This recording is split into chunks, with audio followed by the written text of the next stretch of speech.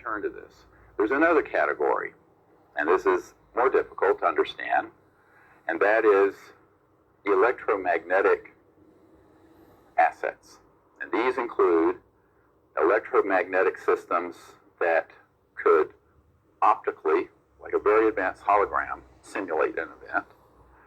Electromagnetic systems that have been called popularly electronic warfare systems that are psychotronic and radionic, that interface with consciousness and thought. And electromagnetic systems that can affect large segments of the population when targeted. Now, these began to be developed quite in an advanced fashion by the 40s and 50s. And by 1956, it had been accomplished to the point of state-of-the-art. Now, I want to talk about another level of this, and this is a more complex one than what I've shared. And that is the electromagnetic systems, human-controlled, that affect consciousness and the human experience. Back in 1994, I met a man who headed up a research and development effort in the 50s. And he had developed an electronic system so that he could put on a headset and alter anyone, not a trained psychic, but anyone, so that they could remote view through consciousness to the field of mind any place on Earth. He offered this system to me as the director of CSETI, the Center for the Study of Extraterrestrial Intelligence, because our prime mission is to create a time of universal peace and open contact. And we use remote viewing, but we use the more innate capability, meditative faculties, as you probably know. And I said, no, I don't want that, because that's going to lend itself to being misused. And he says, you're very wise. It has been misused. So after he developed it, the CIA set up a front company, I believe he called it Electromagnetic Corporation, that bought this technology and took it in subterranean and has been developing it ever since. So he said, we developed this so well that we can target somebody with an electromagnetic field that has embedded in it like a script or a hologram or a series of experiences, like a lucid dream.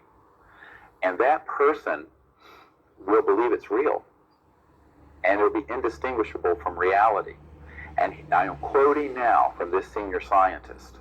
He said, it is so good that if we want you to have a personal conversation with your personal God, Jesus, Muhammad, Buddha, whoever it is, you'll have it, you will think it's real, and you will absolutely pass a lie detector test that it happened. That's how good it is. Now, that was fully operational in 1956, 60 years ago. So now you combine that with the conventional stuff like MK Ultra. Everybody know the song? Yeah, Muse, the rock group, the song called MK Ultra. But the MK Ultra stands for mind control, K like German control. And it was acknowledged CIA program. It came out during the Senator Church hearings back some years ago in the 70s, I believe. And they were using, what they acknowledged through those hearings was they were using LSD and other things to do mind control. The part of it that did not get acknowledged in the church hearings on Capitol Hill is what I'm discussing now. That was kept secret. And that's the electromagnetic systems. Some people call these radionic and psychotronic systems that can affect consciousness. They can also affect biological systems. They can induce cancers. They can induce heart attacks. They can do a lot of nasty stuff with these weapons. And they have. So just you be aware that that level, this is now going into a deeper level of operational capability than, let's say, these anti-gravity crap. Because now you combine this with chemical hallucinogenic systems, electromagnetic mind-altering targeting systems, the stagecraft or program life forms, or small people who are made up to look like an ET. And boy, can you fool a lot of folks. A whole group of people I have here who have come forward with these electromagnetic weapon systems, and how innocent people have been victimized, targeted by them. And being one of those people, and I've been someone who has been targeted with these systems, I can tell you that if you know they exist, you won't be fooled by them. If you don't know they exist, you will. This is why, in the Vedas it says knowledge is the greatest purifier. If we have knowledge, then we can discern.